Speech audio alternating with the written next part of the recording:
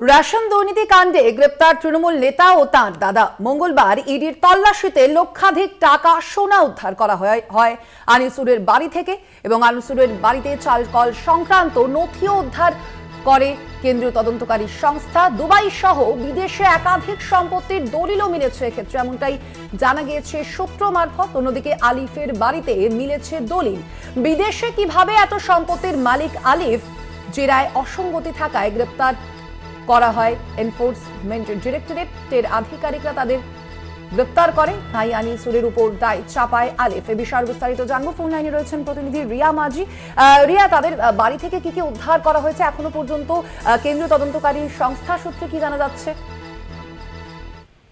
দেখো, তোমাকে জানিয়ে রাখবো যে ইডি ইতিমধ্যেই তাদেরকে কোর্টে পেশ করেছে। এই আলিফ নূর এবং আনিসুরকে দুজনকেই কোর্টে পেশ করেছে এবং নিজেদের হেফাজতে নিতে চাইবে। কারণ আমরা জানি যে এই যে রেশন দুর্নীতি কাণ্ডে যে এই দুজনকে গ্রেপ্তার করেছে তার সপক্ষে কিন্তু একাধিক ডকুমেন্টস ইতিমধ্যে ইডির হাতে রয়েছে এবং সেই কারণের জন্যই কিন্তু মূলত তাদেরকে গ্রেপ্তার করেছে। এবং আরো স্পষ্টভাবে জানাতে গেলে তোমাকে জানিয়ে রাখবো যে বাকিবুর রহমান তাকে যখন গ্রেপ্তার করে, জ্যোতিপ্রিয় মল্লিককে যখন গ্রেপ্তার করা হয় এই রেশন দুর্নীতি কাণ্ডে, সেখান থেকেই কিন্তু নাম উঠে আসে এই দুজনের।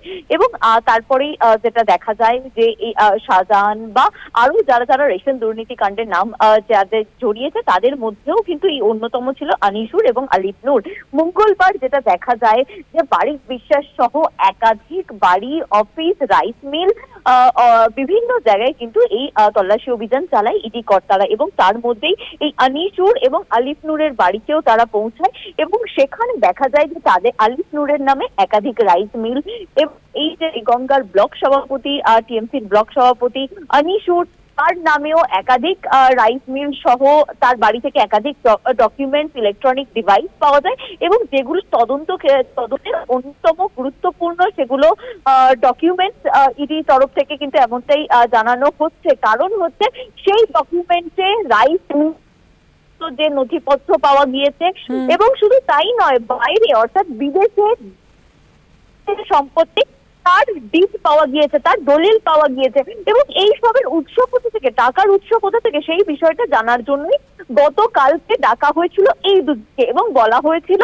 যে এদের যে ব্যাংক স্টেটমেন্ট রয়েছে সেগুলো নিয়ে যাতে তারা হাজিরা দেয় এবং আলিফ নূরকে তার যে ব্যাংক স্টেটমেন্ট সেটা দেখিয়ে তার যত সম্পত্তি আছে তার কোথা থেকে কোন উৎসে সেই সম্পত্তিগুলো কিনেছে এই সমস্ত বিষয় জানতে চাওয়া হয় এবং স্পষ্টত ইডির তরফ থেকে বলা হয় যে আপনার সমস্ত ডকুমেন্টস, আপনার ব্যাংক স্টেটমেন্ট আপনি খালি বুঝিয়ে দিন যে কোন টাকা দিয়ে বা কোথা সেই টাকার উৎস কি, কোথা থেকে সেই টাকা এসেছে এবং আপনি এই জমিগুলো কোথা থেকে কিনেছেন বা রাইস মিলে কি কি কাজ হতো এবং কোথায় কোথায় মাল যেত, সমস্ত বিষয় যখন জানতে চায় তখন কিন্তু আলিফ নূর বা আনিসুর তারা কেউ সদুত্তর দিতে পারেনি এবং বেশ কিছু জায়গায় আলিফ নূর সে জানিয়েছে যে তার ভাই আনিসুর অনেকটা জানে, তার বেশ কিছু জিনিস জানা নেই এবং অন্যদিকে আনিসুর সে কার্যত চুপ করেছিল, বেশ কিছু প্রশ্ন এড়িয়ে গিয়েছে, উত্তর দিতে পারেনি এবং তারপরে সেটা দেখা গেল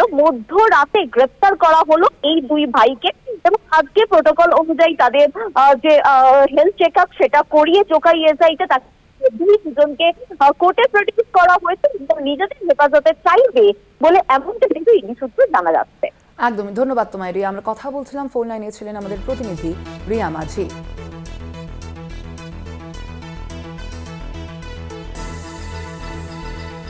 এ বিষয়ে আমরা কথা বলেছিলাম রাজনৈতিক নেতৃত্বের সঙ্গে। পরপর শোনাবো এই বিষয়ে তাদের ঠিক কি প্রতিক্রিয়া।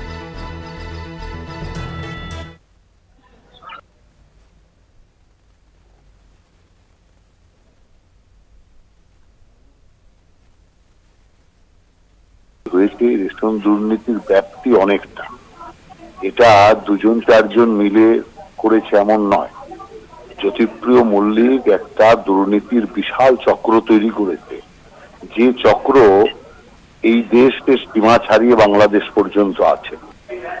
অতএব আমি মনে করি এক একটা যে পান্ডা যত গ্রেপ্তার হবে এই জট তত বেশি লোকের সামনে প্রকাশ্যে আসবে এবং এটা যে উপযুক্ত লোকদের যে গ্রেপ্তার হচ্ছে এটা একটা সঠিক পদক্ষেপ বলে আমি মনে করি। অর্গানাইজড একটা করাপশন হয়েছে তো এটা জালের মতো ছড়িয়ে আছে। নেটওয়ার্ক এত বড় যে কতজনকে গ্রেপ্তার করবে, কিন্তু কথা হচ্ছে যে এদের মাথা যারা আছে তারা কিন্তু নিশ্চিন্তে বহাল তবিয়তে ঘুরে বেড়াচ্ছে। তার কারণ মাথারা অধরা, এই কালীঘাটের কাকুর স্বরের মতো হারিয়ে যাচ্ছে। তো এই পশ্চিমবঙ্গে এই পরতে পরতে দুর্নীতি, যে এই দুর্নীতির মাথারা কিন্তু আনটাচড থেকে যাচ্ছে, শুধু এই বোড়েরা শুধু ধরা পড়ছে। এটা থেকেই বোঝা যায় যে এই পশ্চিমবাংলায় কতটা ডিপ রুটেড অর্গানাইজড করাপশন হয়েছে। সারা দেশের সবচেয়ে বড় বৃহত্তম কেলেঙ্কারি নেট দুর্নীতি। লাখো লাখো পরীক্ষার্থী যাদের প্রশ্নপত্র এক একজনের 30 লক্ষ, 35 লক্ষ, 40 লক্ষ টাকার বিনিময়ে ডাক্তারি প্রশ্নপত্র বিক্রি করা হয়েছে, সেই দুর্নীতির মাথা সারা ভারতবর্ষের মানুষ জানে। কেন্দ্রীয় শিক্ষামন্ত্রী ধর্মেন্দ্র প্রধান গ্রেফতার হয়েছে। ইডি সিবিআই এর দৌড় কত ভারতবর্ষের মানুষ জেনে গেছে। এরা শুধু বিরোধী শাসিত রাজ্যগুলোতে গিয়ে বিজেপির হয়ে অঙ্গুলি হেলন করে কাজ করবে, বিজেপির শাখা সংগঠন হিসেবে কাজ করবে। এবং আমরা দেখছি দিল্লির কেজরিওয়াল আজ অব্দি জেলের বুকে রয়েছে, কিন্তু এই করেও বিজেপি তার ক্ষমতা ধরে রাখতে পারছে না। আপকিবার 405 স্লোগান দেওয়া বিজেপি 240 এসে দাঁড়িয়েছে। আগামী দিন যে কোনো মুহূর্তে এই সরকার তাসের ঘরের মতো ভেঙে পড়বে, তখন না থাকবে ইডি, না থাকবে সিবিআই।